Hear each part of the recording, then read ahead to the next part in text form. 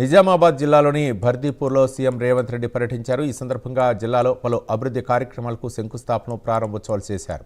Municipal ఎన్నికల్లో కాంగ్రెస్ అభ్యర్థులకు మద్దతు ఇవ్వాలని ప్రజలకు పిలుపునిచ్చారు. ఇక టీపీసీసీ అధ్యక్షుడు మహేష్ కుమార్ గౌడ్ సూచనలతో తాము నిజామాబాద్లో అభివృద్ధి పనులు చేస్తున్నామని చెప్పారు. గత బీఆర్ఎస్ ప్రభుత్వం, కేంద్రంలోని బీజేపీ ప్రభుత్వం నిజామాబాద్కు ఏమీ చేయలేదని విమర్శించారు. కౌన్సిలర్ కావాలంటే గల్లీలో మోరీ తీయాలంటే మేము ఢిల్లీకి వెళ్లి మోడీని అడగాలనా?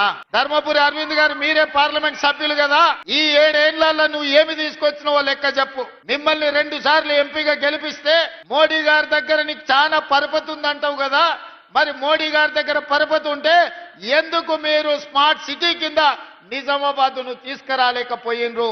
95 సంవత్సరాల మున్సిపాలిటీకి ఒక స్మార్ట్ సిటీగా మీరు మోడీ దగ్గర సాధించలేకపోయినరు. మీ పరపతి ఉపయోగపడలేదంటే మళ్ళీ కార్పొరేటర్లుగా బీజేపీ వాళ్ళని ఎందుకు గెలిపించాలి అని చెప్పి ఈ రోజు ధర్మపురి అరవింద్ గారిని నేను అడుగుతున్నా. ఇవాళ మీరే ప్రభుత్వం, మీరే ప్రధానమంత్రి, మీరే పార్లమెంట్ సభ్యులు, మీ సోదరుడు బండి సంజయ్ కేంద్ర మంత్రి, మీ నాయకుడు కిషన్ రెడ్డి గారి కేంద్ర మంత్రి. ఎందుకు తెలంగాణకు నిధులు తీసుకురాలే?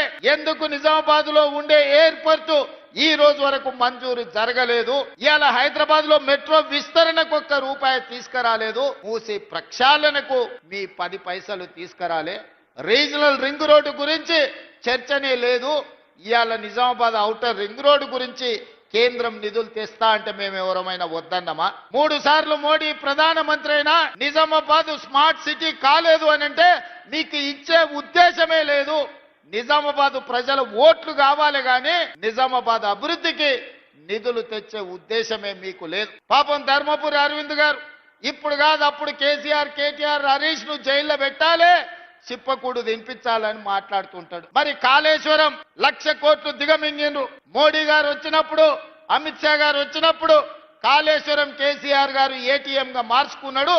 మాకు అవకాశం ఇవ్వండి, 48 గంటల్లో సిబిఐకి ఇస్తే జైల్లో పెడతామని కిషన్ రెడ్డి గారు అన్నారు. మరి మీరు అడిగిండ్రు, శాసనసభలో చర్చ పెట్టి 6 నెలల కింద సిబిఐకి ఇచ్చినాం. మరి 48 గంటల్లోనే జైల్లో పెడతాన్న కిషన్ రెడ్డి యాడబోయి ఏ బొక్కలు దాచుకున్నాడని నేను అడుగుతున్నా. ఎందుకు కాళేశ్వరంలో 1,00,000 కోట్లు మింగిన కేసీఆర్, హరీష్ ను బీజేపీ వాళ్ళు మరి బొక్కలేయకుండా చెర్లపల్లి జైల్లో పెట్టి చిప్పకూడు పెట్టకుంటే ఎవరు కాపాడుతున్నారు? ఇవాళ కేటీఆర్ ను జైల్లో పెట్టాలని అరవింద్ గారు అంటున్నారు. అందుకే ఫార్ములా ఈరేస్ కేసు కట్టి అరెస్టులు చేయమని కేంద్ర ప్రభుత్వానికి పంపిస్తే ఆ ఫైలు మోడీ గారి ఆఫీసులో మూలకు అడ్డది. ఈ ప్రాంతంలో ఎస్ఆర్ఎస్పీని శ్రీరామ్ సాగర్ ని కాంగ్రెస్ పార్టీ పండిత్ జవహర్ లాల్ నెహ్రూ కట్టారు. ఇవాళ నిజామాబాద్ జిల్లాలో చెరుకు బండినా, వరి బండినా, పసుపు బండినా, సోయాబీన్ బండినా నిజామాబాద్ లో పంటలు పండుతున్నాయి. రైతులు ఈ రోజు ఆత్మ గౌరవంతో తలెత్తుకొని తిరుగుతున్నారంటే కాంగ్రెస్ పార్టీ కట్టిన ప్రాజెక్టులే కదా. మేం కట్టిన ప్రాజెక్టులు ఎట్లున్నాయి, బీఆర్ఎస్ వాళ్ళు కట్టిన కూలేశ్వరం ఎట్లుందో ఒక్కసారి చూడండి. గోదావరి జలాలను అడ్డం పెట్టుకొని తెలంగాణను కొల్లగొట్టిన కేసీఆర్, హరీష్, కేటీఆర్ ను ఎన్నడు అరెస్టు చేస్తారో మీరు చెప్పాల్సిందిగా నేను ఈ రోజు అడుగుతున్నా. ధర్మపురి అరవింద్ గారికి పరపతి లేదు. మోడీ దగ్గర ఈనాడు ఆయన మాట చెల్లుబాటు కాదు. కాబట్టి పార్లమెంట్ లో ఆయన ఉన్నాడు. నిధులు తేవాలంటే కేంద్రం నుంచి ఎంపీలు చాలు, కౌన్సిలర్లు వెళ్ళేది, కార్పొరేటర్లు వెళ్ళేది ఢిల్లీకి కాదు, ఇక్కడ ఉండే మున్సిపల్ మంత్రి దగ్గరికి వెళ్ళాలి, లేకపోతే స్థానికంగా ఉండే ఎమ్మెల్యే దగ్గరికి వెళ్ళాలి. స్థానిక ఎమ్మెల్యే భూపతి రెడ్డి ఉన్నాడు, మున్సిపల్ శాఖ మంత్రిగా నేనున్నా. ఇవాళ కౌన్సిలర్లు, కార్పొరేటర్లను మీరు గెలిపించండి, నిధులు ఇచ్చే బాధ్యత నాది, నిజామాబాద్ అభివృద్ధి చేసే బాధ్యత నాది, నిజామాబాద్ ఔటర్ రింగ్ రోడ్ ఇచ్చే బాధ్యత నాది. మంచి ప్రాజెక్టును పూర్తి చేసి భూపతి రెడ్డి అడిగిన ఇరిగేషన్ ప్రాజెక్టులను పూర్తి చేసి నిధులు ఇచ్చి నిజామాబాద్ అభివృద్ధి చేసే బాధ్యత మరి అందుకే ఇవాళ ఇక్కడికి వచ్చిన మా యువకులను అడుగుతున్నా, మీరు గాడిదకు గడ్డేసి మీరు ఆవుకు పాలు పిండుతామంటే సాధ్యమా? మీరు ఆ బీఆర్ఎస్, బీజేపీలకు ఓట్లేసి కాంగ్రెస్ పార్టీలను అభివృద్ధి చేయమంటే నేను నిధులు ఇవ్వాలన్నా మేయర్ మనోడు ఉండాలి కదా, కార్పొరేటర్ మనోడు ఉండాలి కదా, కౌన్సిలర్లు మనోళ్ళు ఉండాలి కదా. అడగంది అమ్మాయినా అన్నం పెట్టదు అంటారు. రేపు ఎమ్మెల్యేతోనో మంత్రులతోనో సహకారం తీసుకొని పనులు చెయ్యాలి అని అంటే స్థానికంగా మనోడై ఉండాలి.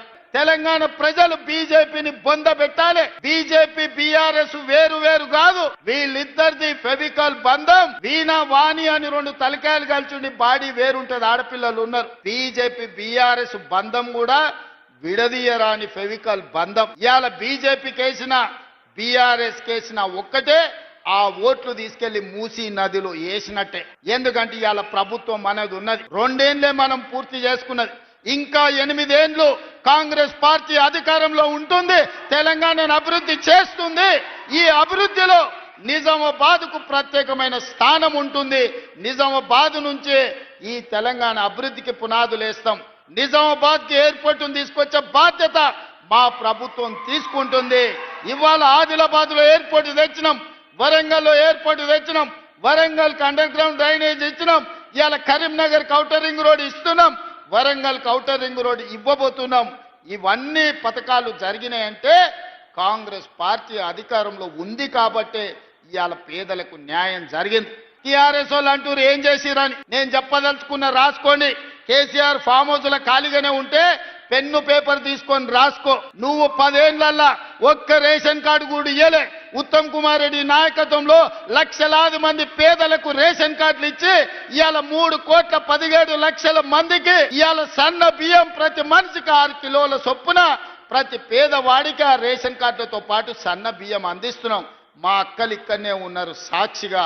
సన్న బియ్యం మేము ఇస్తున్నాం. ఆయల్ల దొడ్డు బియ్యం ఇస్తే బర్లకు పెట్టేటోళ్ళు, లేకపోతే రేషన్ షాప్ ఉంటే అక్కడి నుంచి అక్కడనే అమ్మేది. ఇవాళ మా అక్కలు సన్న బియ్యం వాళ్ళు తినడమే కాదు, సంటి పిల్లలకి ఇవాళ వండి బుక్కెడు బువ్వ ఆడబిడ్డలు పెట్టుకుంటున్నారంటే మేమిచ్చిన సన్న బియ్యం కాదా? అదే విధంగా ఆయల్ల భూమి ఉన్నోనికి, వ్యవసాయం ఉన్నోనికే ఉచిత కరెంటు ఉండే, పట్టణాలలో పేదోళ్లకు ఉచిత కరెంటు లేదు. అందుకే పాదయాత్ర సందర్భంగా పేదలు నా దృష్టికి తెస్తే ఇవాళ పేదవాళ్ళ ఇళ్లకు 200 యూనిట్లు ఉచిత కరెంటు, 50 లక్షల కుటుంబాలు ఇవాళ ఉచిత కరెంటును ఇవాళ లబ్ధి పొందుతున్నారు. 50 లక్షల పైగా 500 రూపాయలకే సిలిండర్ ఇవాళ పేదవాళ్ళ ఇండ్లకు మనం చేరవేసినాం.